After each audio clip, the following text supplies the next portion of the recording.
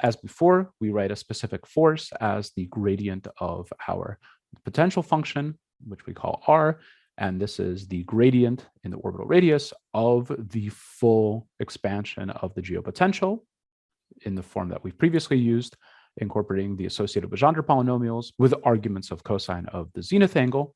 And now that we're using the full description and not assuming azimuthal symmetry, we have to go back to being very careful about our selection of frame. We have to now be operating for the description of these forces in a body fixed non-inertial frame. So we are back, in the case of the Earth, for example, to this G sub B frame where G3 is the North Pole direction and G1 is the prime meridian direction. G1, G2 is still the equatorial plane, but G1 and G2 are rotating with the central body, with, for example, the Earth. We again define a spherical frame for ease of carrying out this gradient operation. Our spherical frame has the ordering now of E phi, E theta, and R hat, which matches our original definition of the spherical frame, and it is a C2 phi, C3 theta rotation from the GB frame, so that the direction cosine matrix SC G sub B can be written as the product of the C2 rotation matrix in phi and the C3 rotation matrix in theta. The gradient of this function in the spherical frame is therefore given by 1 over r partial r capital R in phi, 1 over r sine phi partial r in theta, and partial r in r, again using this specific ordering of the unit vector directions.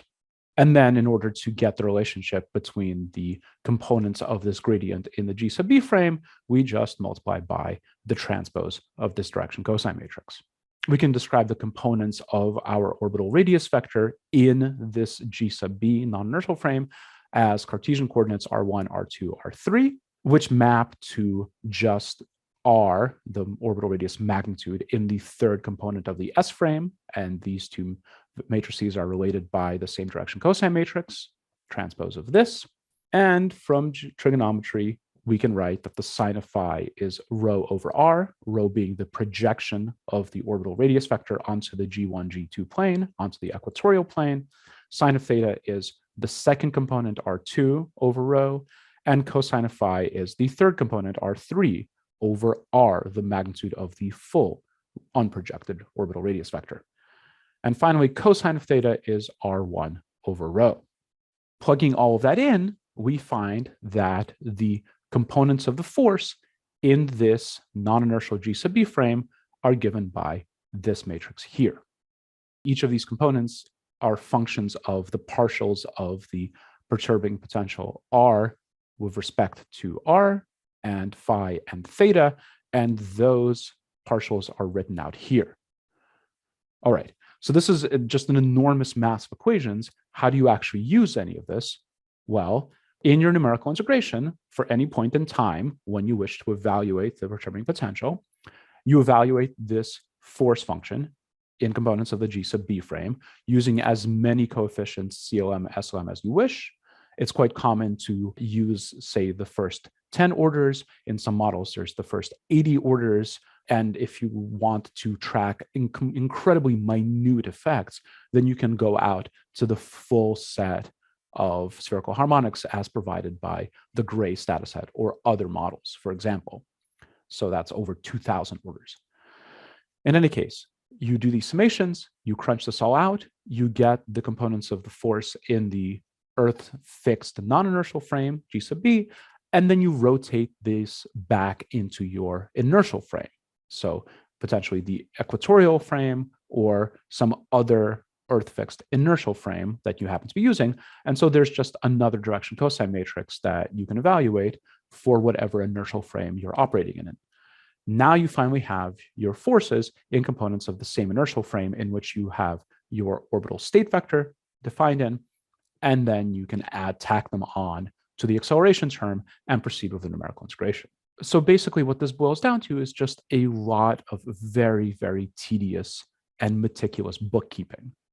Because if you get any of these frame conversions incorrect, then it's not going to give you the right result.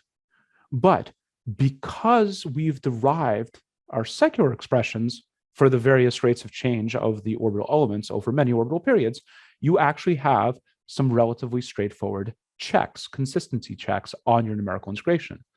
Over many orbital periods, your numerical integration using this exact force model should be producing results that are consistent with things like nodal regression, with things like apsidal rotation, and so on.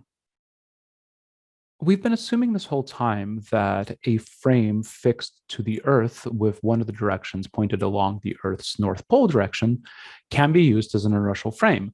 But in reality, the Earth's North Pole direction actually varies in time and gradually varies its orientation in any externally defined inertial reference system, such as ICRS and the ICRF reference frames. A big chunk of this orientation variation of the North Pole direction can be explained by looking at the effect of a spherical sun on an oblate Earth. And we can use exactly the geopotential formalism that we've previously developed in order to do this analysis as well. We start by writing the force on the Earth due to the sun, which by Newton's third law must be equal to negative the force of the Earth on the sun. And so the force on the Earth due to the sun can be written as negative the mass of the sun times the gradient of the potential of the Earth, U Earth, which is a function of the separation between the two bodies. The torque on the Earth due to the sun is therefore just this position vector crossed with this force term. If we're considering only the effects of oblateness, and so only the J2 term of our potential, then this torque becomes the mass of the sun times the gravitational parameter of the Earth. So the gravitational constant times the mass of the Earth times Earth's J2 value times Earth's equatorial radius squared divided by the orbital radius of the sun about the Earth, or equivalently Earth about the sun cubed, times 3 sine of the obliquity of the ecliptic times the sine of the true longitude of the sun, and is all in the direction of the unit vector of the Earth's orbital radius vector crossed with this E prime 3 direction, the North Pole direction. Recall that the true longitude is the summation of the longitude of the ascending node, the argument of periapsis, and the true anomaly. The obliquity of the ecliptic is the angle between the ecliptic and equatorial planes and has a value of about 23.5 degrees. We can write this unit direction in terms of the true longitude of the sun as the unit vector pointing from the Earth to the sun is equal to the cosine of the true longitude of the sun in the E prime 1 direction plus the sine of the true longitude of the sun in the H hat cross E hat prime 1 direction. H hat here being the angular momentum direction of the Earth's orbit. And so this being the second unit direction in the ecliptic plane. If we plug this expression back into this equation and then average the torque of the sun on the Earth over the course of a full year, that is, if we average over L from 0 to 2 pi, then we get this average expression. The average yearly torque of the sun on the Earth due to just the J2 term of the Earth's geopotential is equal to 3/2 times the gravitational constant times the product of the masses of the sun and the Earth times the Earth's J2 times the Earth's equatorial radius squared over the Earth's orbital radius magnitude cubed times the sine of the obliquity of the ecliptic in the direction H hat crossed E prime 1, the whole thing crossed with E prime 3. And this entire term can be shown to be equivalent to negative the cosine of the obliquity of the ecliptic in the direction H hat cross E prime 3 hat. Since we are only using the J2 term to describe the entirety of Earth's perturbing potential, that means that we are implicitly assuming axial symmetry. And so we are back in the axially symmetric case of the geopotential model. That means that we can describe the Earth via the moment of inertia matrix. That is, we have a purely diagonal matrix in the principal axis frame of our azimuthally symmetric body. The axis of symmetry is the North Pole axis, so the third unit direction of our body fixed frame that we've previously called G sub B. And the moments of inertia in the other two directions, which are entirely arbitrary, but in the G sub B frame would correspond to the prime meridian direction, and then the cross product of the North Pole direction with the prime meridian direction, these two terms would be equivalent. So we call these the transverse terms, and they are equal to I sub t. And then we call the third component of this matrix the axial term, or I sub a. We can relate the J2 coefficient to these values approximately as IA minus IT divided by the mass of the Earth times the radius of the Earth squared. Again, this being the equatorial radius. This means that we can now rewrite this average torque expression as, that is, -3/2 times the gravitational constant times the mass of the sun divided by the magnitude of the orbital radius between the sun and Earth cubed times IA minus IT times cosine of the obliquity of the ecliptic, all in the direction h hat cross E3 prime hat. We now recall Euler's second law, which tells us that the torque, or moment, is equal to the inertial derivative of the angular momentum, which is itself given by the dot product between the moment of inertia, dyadic, and the angular velocity of a body fixed frame in an inertial frame. In this case, the angular velocity is due only to the rotation of the Earth, and so we can write I omega g sub b is equal to omega Earth, the rotation rate of the Earth, in the North Pole direction, E3 prime hat. And therefore, this term boils down to just the axial moment of inertia times the angular rotation rate of the Earth in the E3 prime hat direction. So what does this tell us?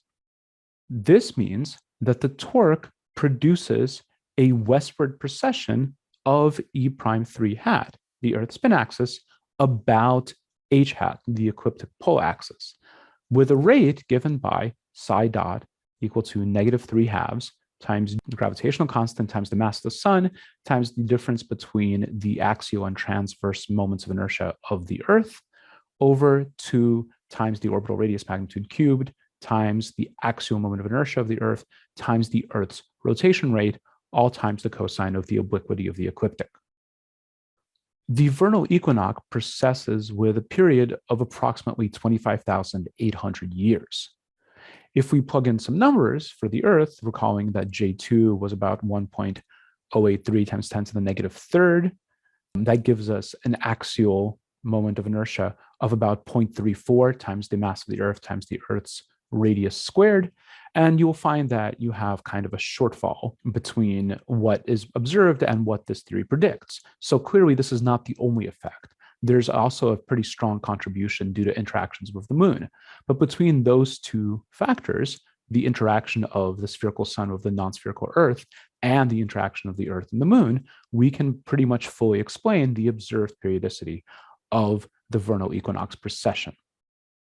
We can also look at a distance metric at which a circularly orbiting homogeneous satellite would be destroyed by the tidal forces due to its primary.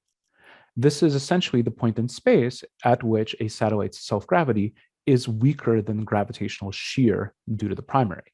And we're going to use a slightly different model here. What we're going to set up is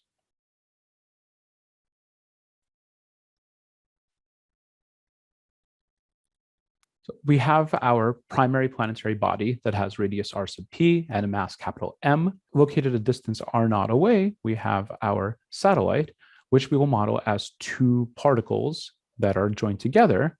Each of them has mass M, and each of them has radius r. And we are going to be doing this in a rotating frame, the same rotating frame we typically use, where the E hat r direction points along this r naught line, and E hat theta is the orthogonal direction in the plane of the orbit. And so I omega b, the angular velocity of this frame, is the mean motion in the E3 hat direction. The equation of motion for the innermost particle, for this first particle, is given by this first term, negative g capital M lowercase m over r naught minus r quantity squared, is the force due to the primary. This term, g m squared over 2r squared, is the force due to the outermost particle. And the right-hand side is the mass times the second derivative of r naught minus the second derivative in time of r minus the mean motion of the orbit squared times r naught minus r. And you'll know that this is a scalar expression because everything is happening in this e hat r direction. And so we've just dotted our usual vector expression with e hat r to reduce it to the single scalar expression. If we assume a completely circular orbit, then n squared is gm over r naught cubed. And if we assume that r double dot naught is non-zero, then we can write r double dot is equal to 3gm r over r naught cubed minus gm over 4r squared. The two particles will separate from one another if this expression is greater than 0. And so we have the condition, we will get a split of these combined particles whenever 3g capital mr over r naught cubed is greater than gm over 4r squared. We simplify this a bit to write r naught is less than 12 to the 1/3 times the quantity rho sub p over rho sub s, also all to the 1/3 times the radius of the planet or the primary body. Rho sub p and rho sub s are the densities of the primary and the satellite, respectively. So we have canceled out the gravitational constants from each side and replaced the masses with equivalent densities times their volumes. This coefficient, 12 to the 1/3 power, is determined by the specific case. In the case where you have two non-rotating particles, this coefficient is 2. In the case where the inner particle is much smaller than the outer particle, then the coefficient approaches 3 to the 1/3. In the case where you have very differently sized non-rotating objects, the coefficient approaches 2 to the 1/3. Roche's fluid limit has a coefficient of 2.455. From observation and modeling, it has been shown that inviscid planetesimals have coefficients of about 1.69. If you assume that the density of the satellite is approximately equal to the density of the primary, then you can also show that most of Saturn and Jupiter's rings are within this limit, this R naught limit. The basic result here is that fluids or particles will fill the space defined by constant energy curves, the Hill curves, and the Roche lobe marks the limit of attraction by a primary. Binaries will trade mass through their L1 point. And in general, we can define this Roche limit to be the distance at which circularly orbiting satellites will be destroyed by the tidal forces. And so we now have multiple different bounding cases for stable orbits around primary bodies. We have outer limits given by the Hill sphere, which is given by the location of the L1 point in a three-body problem. We have another limit given by the sphere of influence, which is the point at which the gravitational forces between two different primaries are balanced. And now we have this Roche limit at which things will just get sheared and destroyed by tidal forces due to large primary bodies.